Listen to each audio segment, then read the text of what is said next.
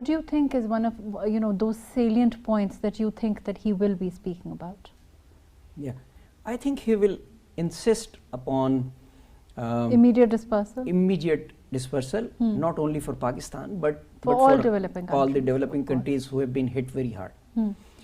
Actually, what we need to do is perhaps we need to look at the tangible effects of climate and intangible effects. Tangible, people can see that the houses were destroyed and the villages were inundated and all the buildings were collapsing under flash rains. What about the intangible effects that the society has to take? Like you're talking about displacement and of course the effect on children. Emotional disorder, isn't it? The psychosocial effect. Who is responsible for that? Who will recover that? My suggestion here from your forum is that the civil society needs to activate themselves, go into the affected areas, make the documentaries, show it to the world and tell them the gravity of the situation. Because what people understand out of these forums is that we are asking for money. It is not so. We are just not requesting for money. But we are talking about, this is where I think the difference is, that we are talking about reparation. We are talking about what is due to us, what the world, those countries that have the funds, that are primarily responsible.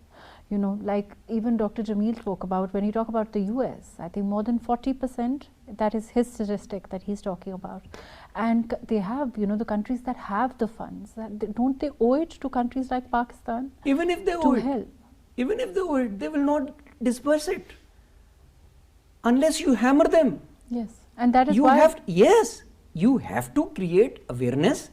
You have to create an emergency-like situation, because this is not normal. The intangible effects on the families, on the children, on the elders, I mean, perhaps we are unable to showcase them. We must showcase them at that level where they understand that, oh, it's serious. Perhaps we have not been able to do it.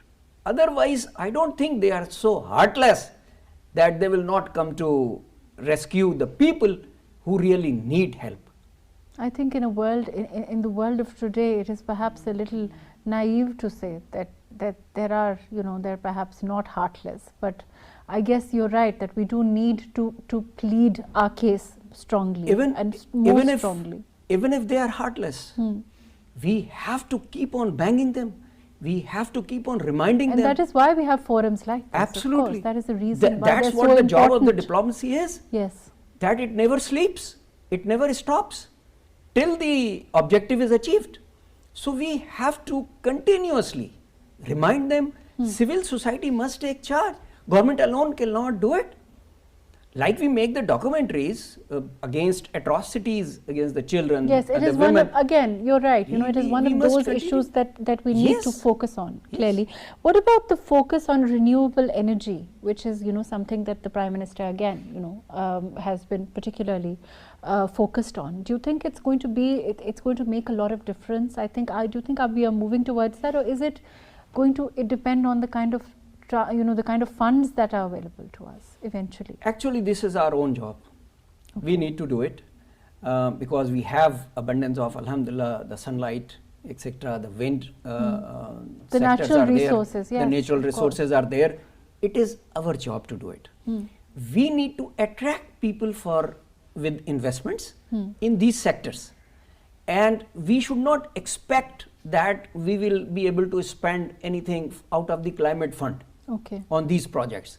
For these, we need to invite the investors to invest in these. Why? Because Pakistan is energy deficient and we need clean and renewable energy. Fair enough.